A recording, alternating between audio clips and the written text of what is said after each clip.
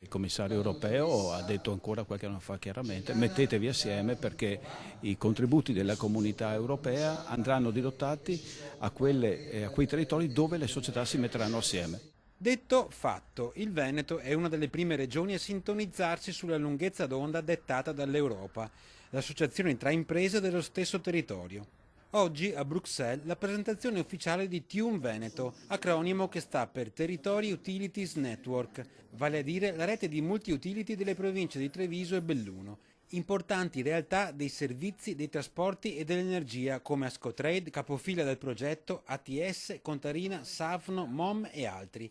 Parola d'ordine, fare sistema. Beh, se dovessimo racchiudere in uno slogan diremmo che da soli si fa prima, assieme si fa più strada. È l'ottica di fare questo percorso assieme, è l'ottica dell'economia di scala, ma soprattutto in testa direi è la visione di dare servizi ai cittadini e di non essere l'ufficio complicazioni e affari semplici. La sfida da vincere da qui ai prossimi 30 anni è quella energetica. Per farlo diventa fondamentale organizzare i servizi del territorio, inseguendo le giuste sinergie tra pubblico e privato.